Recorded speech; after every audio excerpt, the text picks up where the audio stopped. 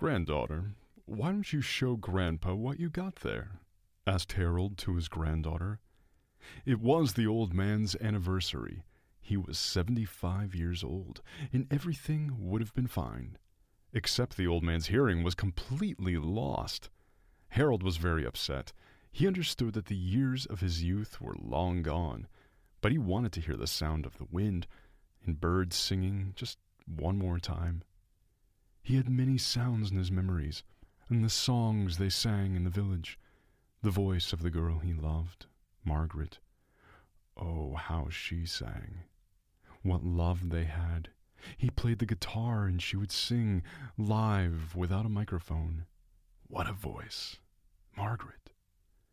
Unfortunately, Margaret did not become Harold's wife. She listened to her father and married another man and went to another town.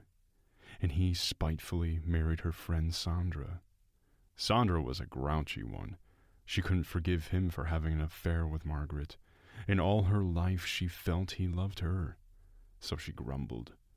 But the worst thing was that Harold was already a grandfather, but he would never hear his granddaughter's voice. She was just beginning to speak, small, sweet, saying something still and audible, and the old man couldn't hear any of it. That's what hurt. In spite of his hearing loss, he could talk. Harold had worked all his life in a steel mill. The noise level there was excessive. Now there were safety standards and regulations. Workers are given headphones. Back then, no one thought about people. "Is it noisy? Is it?" "Oh, what delicate ears you have," they would say to the complainer. "You don't like it? Go away. Quit. Go look for a quieter job." Harold didn't complain. He worked quietly. He came to his homeland, his village, on weekends. There were discos on weekends, a guitar, and Margaret. Life was good. But Margaret's parents didn't want her to marry a common laborer. They persuaded her to marry a famous artist. He's an acquaintance of the family. He's been in love with her for a long time. One day Harold came for a weekend, but Margaret was gone. He looked everywhere, and Sandra told him that Margaret wasn't there. She'd gone to another town with a rich fiancé. That's when Harold felt a noise in his ears for the first time. Thought it was excitement. Maybe his blood pressure went up. Then it went away. Then there were other times, but they went away.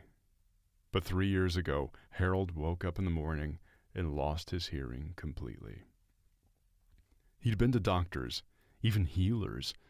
It turned out to be a consequence of working in a factory.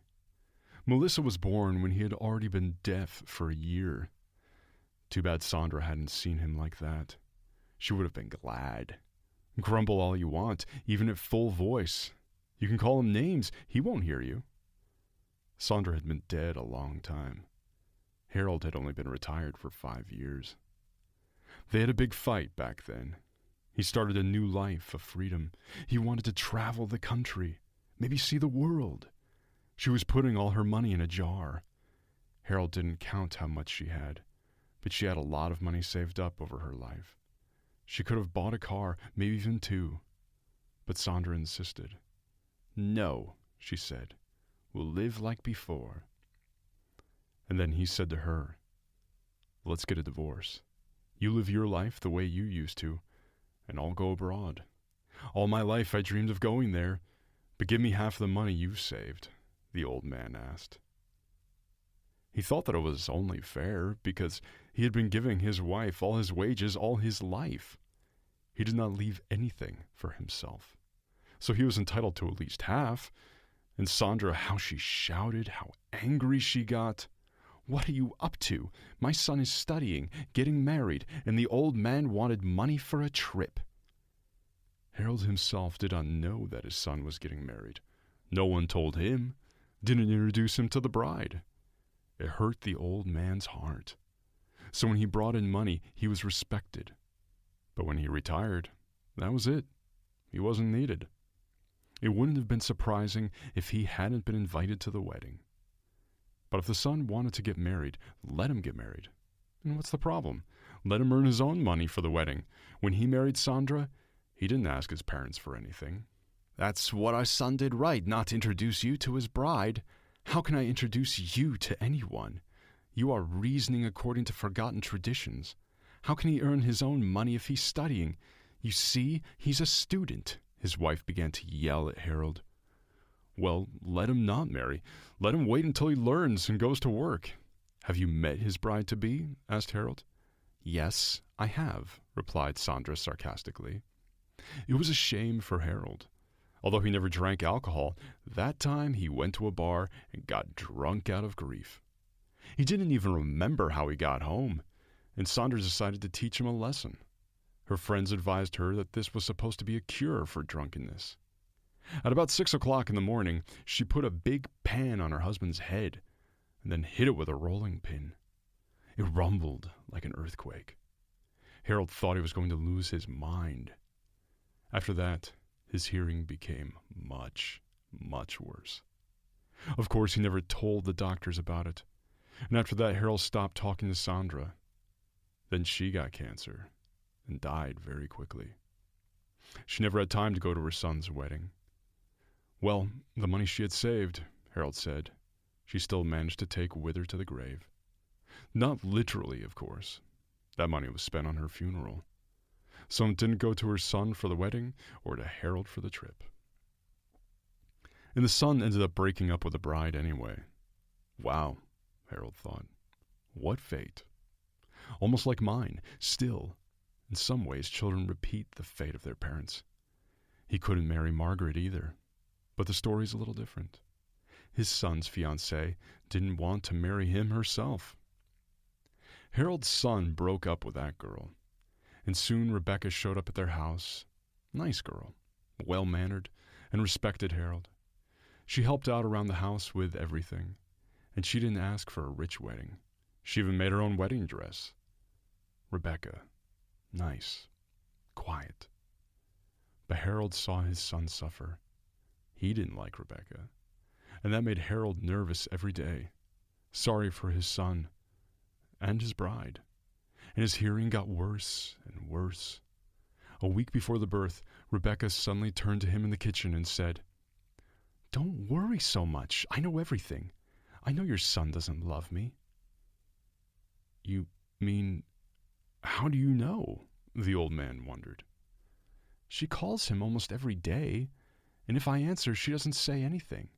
She seems to be the same girl he was going to marry before me, and I have nowhere else to go. I'm having a baby. What am I going to do? I don't know why he asked me to marry him," Rebecca said sadly. He only guessed that his son was pining for his old girlfriend, but he had no idea that he was cheating on his wife. He had never cheated on his Sandra. Yes, he longed for Margaret, but he took responsibility for his choices. No matter how he lived with Sandra, there were times when he even loved her, and at times he wondered if he can get on with Margaret. Maybe it was a good thing that it all worked out that way. And then there's this mess. I'll have to talk to my son while Rebecca's in the maternity ward. He could not recover from the news for a long time. And he wanted to talk right away, but he could not. A week later, Rebecca went into the maternity hospital. She never came back from there. She died in childbirth. It was as if she was superfluous in this strange love story. Harold cried like a baby when he found out, as if he'd buried his own daughter. He loved Rebecca, and the next day he went completely deaf. And the only joy the old man had left was his granddaughter. His son named her Melissa. It didn't take long for Carl to mourn, and he married a second time when the baby was 6 months old. With an ex-girlfriend, of course. Who else would he marry? "Oh, I was a fool. Why didn't I marry him right away?" she told Harold. And he had already figured something out. If someone was next to him and didn't speak quickly, he had a good guess at what he was talking about. "So it's fate," Harold replied. He didn't like his son's chosen one, and he didn't like those heart-to-heart talks, and she wanted to talk to him all the time. I guess she wanted to show him that they were like a real family. Oh, what fate. Stupid, not fate. If I'd have agreed, he wouldn't have married any Rebecca, said the girl.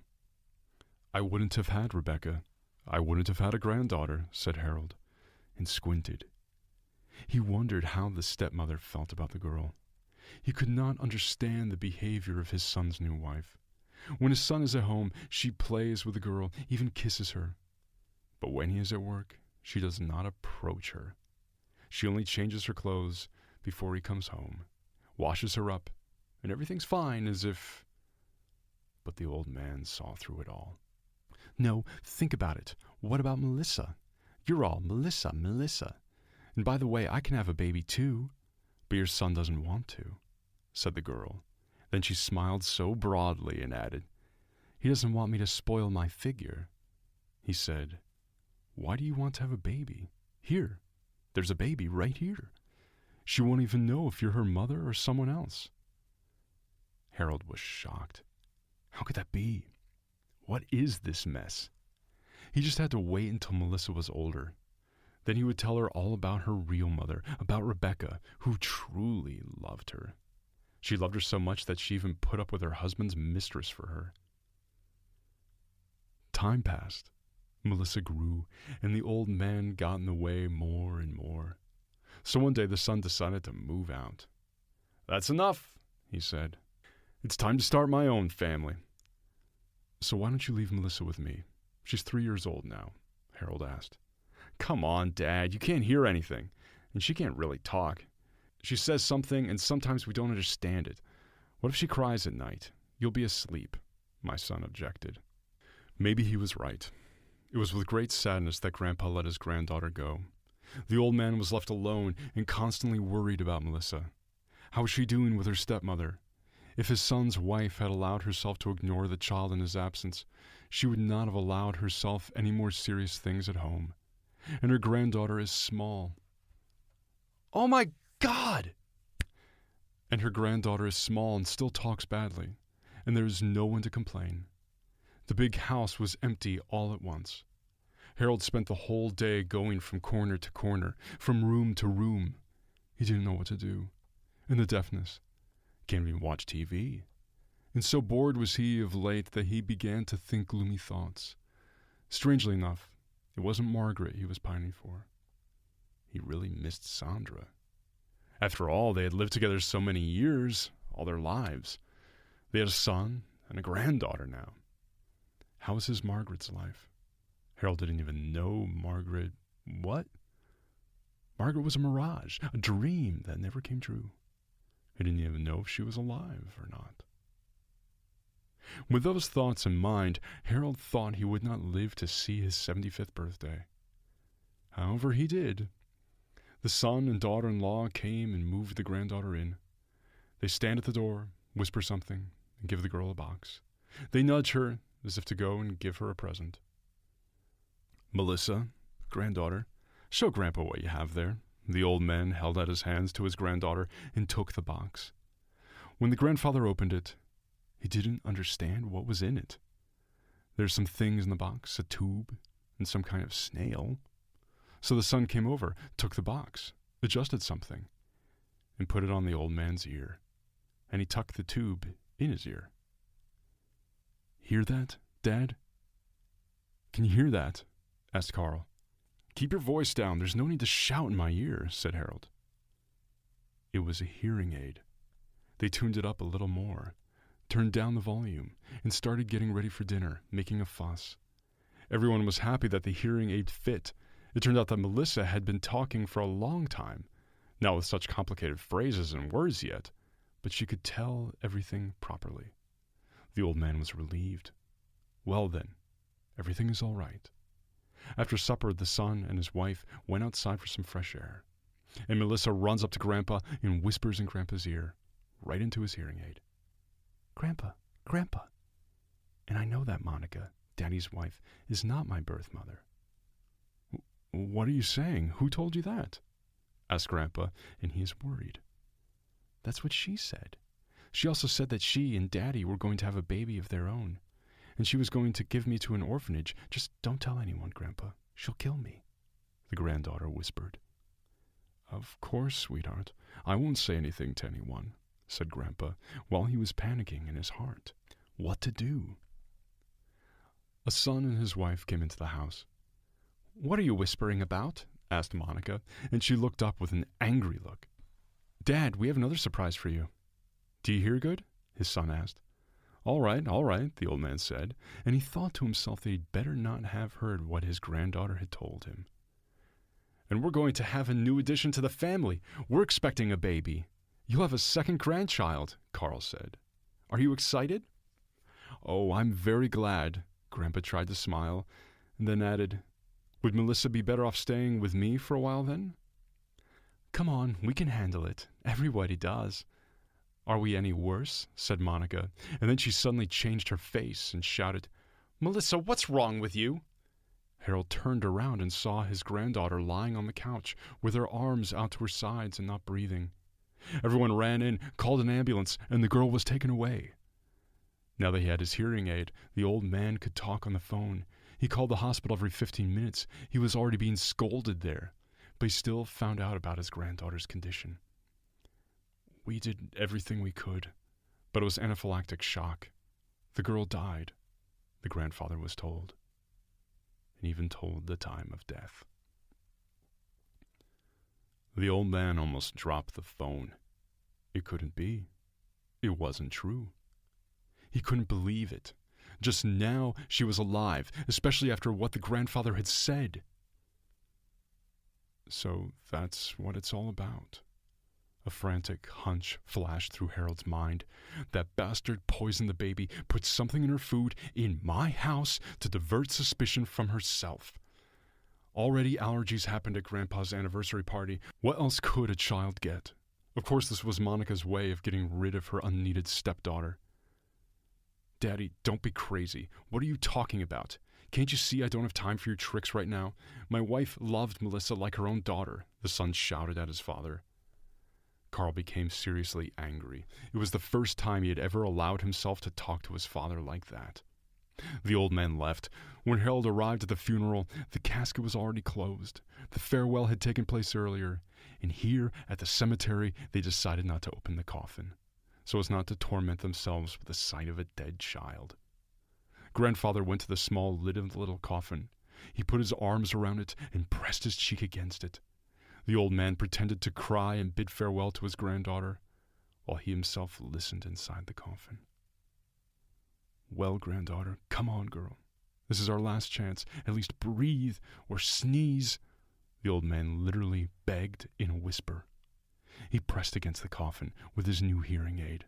The volume was turned up to maximum. Hope was fading by the second. He should have stepped away from the coffin by now. And now his granddaughter, his Melissa, would be buried. "Dad, come on, it's time," said the son, and touched Grandpa's shoulder. At that very second, Harold heard a sigh. "She's alive. Open the coffin now," the old man shouted. "Dad, stop it!" Carl yelled at him, and was suddenly silent. He looked at the woman. It was his wife. For some reason, she was not comforting the old man, or at least not him, her husband. She was running through the cemetery despite her pregnancy. The coffin was opened. Melissa was alive. The girl was sent back to the hospital. Monica was caught. She admitted that she had given the baby some medicine that had put her in a coma, but that they hadn't had time to bury her because the ceremony had taken too long. She also admitted that the child she was expecting was not Carl's. Such are the stories. Harold, his son, and granddaughter lived together as a threesome, and soon his hearing returned.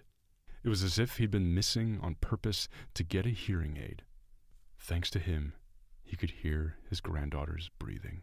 All right, everyone's presentations are done, Nick, the manager, said as he tried to move the discussion forward. "Excuse me, I haven't. I recently found out something." Nick interrupted me and began to speak. "There's apparently someone in this department who didn't graduate high school and is just a part-timer. Meetings should be for employees only." "Absolutely right." His lackey, Mike, of course, agreed with Nick. "I'm leaving." After leaving the meeting room, I started to shut down my computer. I noticed that an email had arrived, not in my personal inbox, but in the company's shared email. Thinking, there's no point in speaking up, no one will listen, I went home quietly. The next day, I heard a commotion from Nick's desk. He was staring at his computer screen, his face pale. "Nick, is something wrong?" Mike looked at the screen with him. And he turned even paler than Nick. Why is he so angry? Knowing the reason for Mike's distress, I thought to myself, serves them right. My name is Adam. My mother passed away when I was in the 9th grade, and I was raised by my father. Well, you could hardly call it being raised. After my mother passed, my father changed. He drowned his sorrows in alcohol, and though he still went to work, he squandered our living expenses on horse racing. Because of that, I had to start working part-time as soon as I entered high school. Every month, I went to the convenience store with bills in hand that couldn't be auto-deducted from my father's account. Even though I endured it because I didn't want to be alone, I reached my limit in my second year of high school and dropped out. I found a live-in job at a distant inn. Thank you for everything. The day I left home, my father, still staring at the TV, spoke. Take care. That was our last conversation. Back then, 18 wasn't the age of majority, so I needed my father's permission to work, and I couldn't hide my place of employment. Yet, my father never visited me even once. I kept working just to survive, and before I knew it, I was 42. Years of hard work paid off, and I was transferred to the headquarters. I was thrilled to be recognized by the company, as I thought I'd be working in the field until retirement due to my lack of formal education. Listen up. Our work can change the future of our employees. Don't drag us down. On my first day after the transfer, Nick, dressed in an expensive suit, spoke sternly. There was a reason for this. Our inn was located in a prominent tourist destination, known so well that everyone in the state could sing its commercial jingle. At its peak, we had 5 locations within the state. But that was long ago. Due to financial difficulties and aging facilities, only the place where I had worked for many years and the original establishment remained. I was prepared to lose my job anytime, but now there was a glimmer of hope. With the rise of social media, the tourist area where the inn was located started gaining attention again. Depending on how hard the sales department, where I was transferred, worked, we could either thrive or be forced to give up this prime location to the new hotel chains continuously popping up. For Nick, who had switched careers from another industry to strengthen our sales, this was a battle he couldn't afford to lose. I understood why he had to be strict. I will do my best. Nick sneered at my enthusiastic declaration. Did you not hear what I said? I'm sorry. I thought I was listening carefully. Out of habit from years of customer service, I apologized reflexively, though I had no idea what had offended him. Someone was watching me with a smirk. In this department, there are those who are expected to excel and those who have been shoved here because they have nowhere else to go. You are the latter. It was Mike, the section chief. He's 7 years younger, at 35. But he was called to headquarters much earlier than I was and had been moving around within the headquarters ever since. I'm not jealous, but I can't accept that he's my boss. Graduating from a prestigious university, he has an unusually high pride and caused many problems as a newbie, making things very difficult for me when I was the front desk leader. When I found out Mike was transferred to the sales department a month before me, I was disheartened. Mike is right. With just a middle school diploma, there's not much you can do. Don't even think about achieving results. As if I didn't exist, Nick remarked, I'm thirsty. Mike eagerly ran to the coffee maker. It seems Mike is Nick's lackey. I regretted being happy about my transfer to headquarters, wishing I had stayed on site forever. Send a direct mail to every company on this list by the end of the day. Nick only assigned me tasks that even a new graduate could handle. What? There are over 1,000 companies. You want me to send to all of them by today? Yes, if you and your fellow misfits split the work, even those with nowhere else to go should finish by today. I glanced at the employees typing away expressionlessly. They were worn out from customer service, only thinking about leaving on time, or were women reassigned after having children, with zero motivation for work. Even Sam, a new graduate from the same university as Mike, who was supposed to be among the expected achievers, had no enthusiasm for the job, having joined the company wanting to do customer service. I don't care what they say, I plan to quit anytime, he said. Only Nick and Mike were highly motivated, making all the decisions between the two of them. I originally only wanted to work at the inn to survive and had no particular attachment to this job. I swallowed my words, thinking I had no right to reprimand them. About a month after the transfer, Nick told us with a frustrated look. To commemorate the 50th anniversary, we've decided to create a plan exclusive for one group per day. Originally, Mike and I were supposed to come up with it, but our president, Mr. Thompson, insists on hearing everyone's opinions. So, you all get a chance. As Nick explained, Mike began handing out prints. Make sure not to embarrass Nick.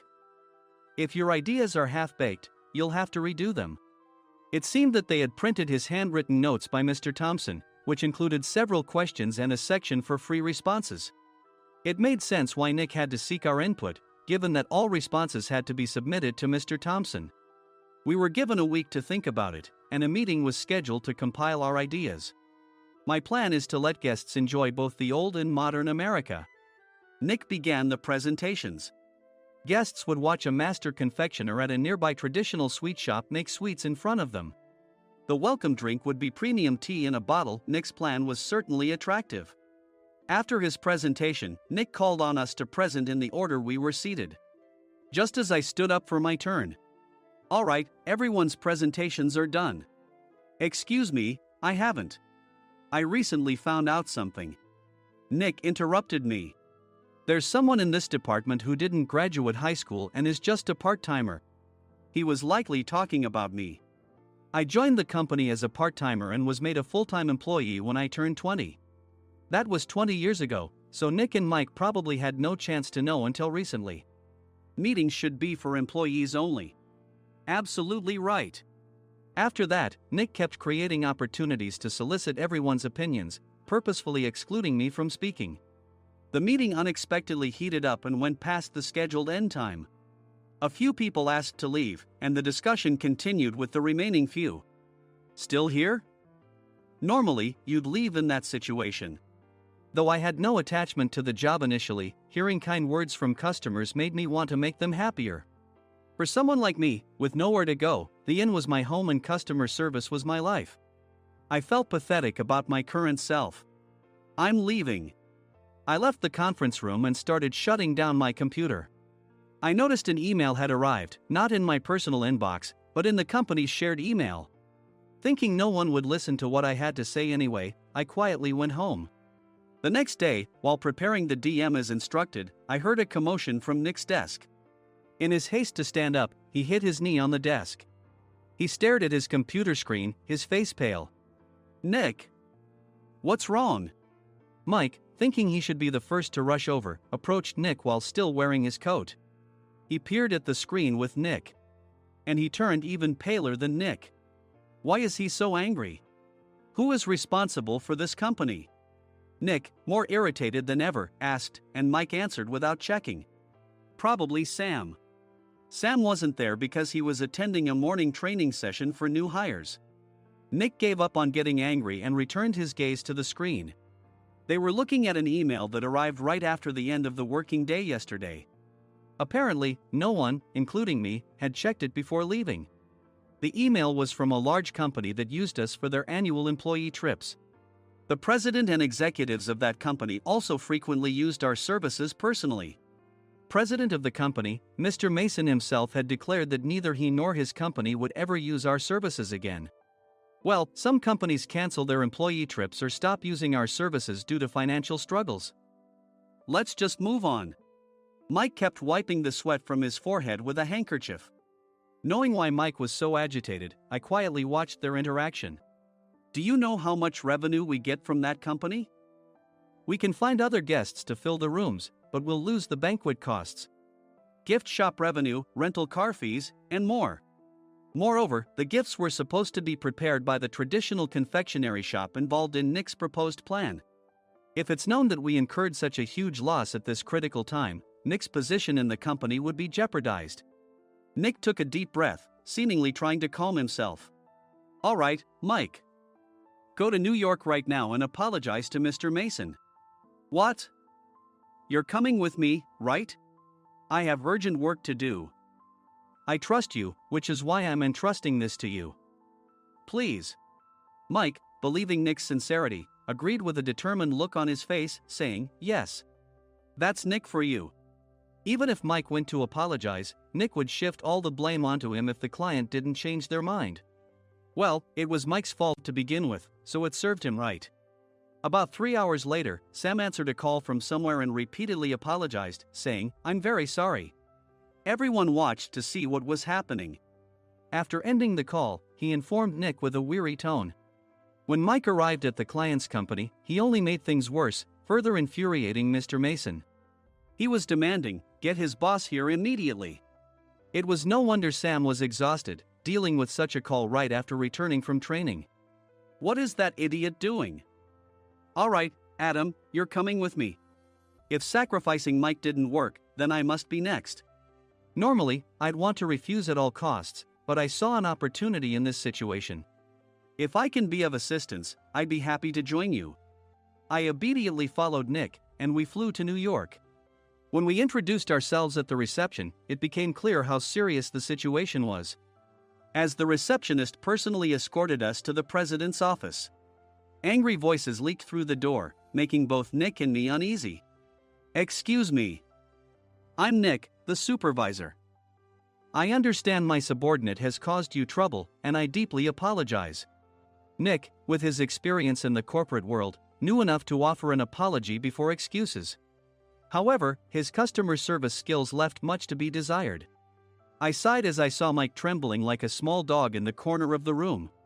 "What kind of training are you giving your subordinates?" Mr. Mason glared at Nick with a red face. The intensity of his gaze made even Nick take a step back. Regrettably, I joined this company only 2 years ago and was unaware of Mike's issues. I should have identified his shortcomings sooner. Indeed, I should have realized sooner. No sensible person would come to apologize and then give a lengthy presentation on the drawbacks of not using their in. Nick froze, his mouth slightly open. Suspecting the worst, I picked up the documents that had fallen to the floor. It seemed Mike hastily prepared these documents on the plane, listing the disadvantages. Disadvantage 1: if you change the venue for the company trip, employees might suspect it's for cost-cutting reasons, leading to a negative impression. Reading it aloud half-jokingly, Nick snatched the papers from my hand and checked the contents with a furious expression. Among the stack of documents was a receipt from a nearby convenience store's copy machine. I felt a pang of dread, hoping he hadn't shown the receipt as well. What do you think he said when I asked what kind of nerve he had to do this? I'm very sorry." Faced with the dire situation, Nick must have thought there was nothing left to do but apologize. In a voice smaller than I'd ever heard from him, he uttered words of apology. He said, "I'm a Harvard graduate. I don't believe I said anything wrong." "Mike, what have you done?" Forgetting his plan to pin the blame on Mike, Nick yelled loudly, even in front of Mr. Mason. "I didn't do anything wrong." "You're still saying that? Look at him." Mike pointed at me with a shaking hand. "I was assigned to headquarters in my 20s and now I'm a section chief. This guy only made it to headquarters at 42. Everything I've done proves I was right. So why are we losing the contract?" Having said his piece, Mike collapsed to the floor. "Of course. You were sent there because you had nowhere else to go." Mike never expected to hear such words from someone he looked down upon. He lunged at me, and Nick hurriedly stepped in to stop him. "Mr. Thompson told me Mike is a quick thinker, and to take good care of him." There's no way he was pushed aside. "Don't make things worse here." "He didn't say quick thinker, he said only quick-witted, didn't he?" I don't remember that part." I recalled the many troubles Mike caused when he was a newbie. When Mike was on the front line, his pride was so high that he never apologized to customers. Customer service, especially in our job, doesn't work alone. It brings both good and bad situations. If the front staff or housekeepers made mistakes, or the cleaning company didn't properly clean a room, one had to apologize to the customers regardless of personal fault. Mike, in such situations, would never apologize, insisting he wasn't at fault. This often angered customers, and as the front desk leader, I frequently had to apologize on his behalf. He caused complaints and disrupted operations, which is why he was quickly moved to headquarters. In departments where he didn't interact directly with customers, his quick thinking was beneficial and things went well. But it seemed his flaws were starting to show. Corporate reservations are supposed to be entered into the system by the sales representative. But a quick check yesterday revealed that more than 10 items were missing from the client's reservation. The handover document clearly stated what needed to be prepared. Why didn't you enter it into the system? Why do we have to give them special treatment? Filling rooms near the banquet hall, setting up all the food in advance. Specifying the brand of wine, they're too demanding. No wonder he always angered customers, I thought, feeling a headache coming on. Grouping them in rooms near the banquet hall is for our benefit too. It makes it easier for the staff to set up beds and serve breakfast since everyone's schedule is synchronized. As for the other requests, Mr. Mason suggested them to lighten our load. I didn't know that. Nick finally seemed to realize that Mike was the one who had angered the client. What did you say to them? I just told them we wouldn't give them special treatment anymore. We shouldn't waste effort on things that don't bring in money. I was utterly exasperated at his lack of understanding of customer service. Of course, we shouldn't comply with unreasonable demands. But carrying over successful practices from past stays makes customers feel remembered and enhances their experience. Good memories encourage repeat visits. That's part of our job. I looked down at Mike, who was sitting on the floor. In our job, nothing is a waste. Mr. Thompson likely moved you to the sales department, hoping you'd finally understand this. How do you think he feels now that you've failed to meet his expectations? Mike, tears in his eyes, fled the president's office. I was amazed he still hadn't apologized. You have it tough, Adam. It's okay, we're all employees of the same company. I deeply apologize for this disrespectful incident. Especially after all the care you've shown us. If it weren't for you, Adam, I really would have stopped staying here. When I heard you were moving to the sales department, I was willing to reconsider if you handled it. Seeing us talk so amicably, Nick's face contorted. Do you two know each other? Adam's service is excellent. I always requested him specifically. Normally, we don't accept specific staff requests, but we made an exception for Mr. Mason, adjusting my shifts accordingly. He had personally stayed at our hotel just before my transfer, and during casual conversation, I mentioned, I'm moving to the sales department soon. If I hadn't told him then, things could have been much worse. Please continue to take care of us. I look forward to it. On the return flight, Nick awkwardly offered me a can of beer. It's still working hours. Of course, I had no intention of forgiving him for a single beer. Nick might try to pin everything on Mike and avoid any consequences. While pondering this, a startling fact came to light. Nick, the tea bottles for the plan have arrived. I handed Nick a bottle labeled with our inn's name. They look good. What are you talking about? These are plastic bottles. I had assumed we would use the trendy, high-end bottling tea. But what arrived were ordinary plastic bottles of tea with customized labels. The only unique aspect was the label, which had the inn's name, making it look customized. Upon further investigation, I discovered that a substantial amount of money was set to be paid to the tea company. It was priced like bottling tea. Does this plastic bottle really cost $100 each? The tea inside is specially blended for us. The extra cost is for that. Wouldn't it be better to use another tea company? Or is there a specific reason we must use this one? As Nick continued to make excuses, I showed him a printed email. I informed the tea company's president, Mr. Mitchell, that we discovered irregular payments and he confessed. He said you two were high school classmates and planned to split the extra money. That idiot. Why did he confess? That's not important. You should worry about yourself, this could turn into a police matter. Opening the bottle cap, I suggested. How about calming down with this tea?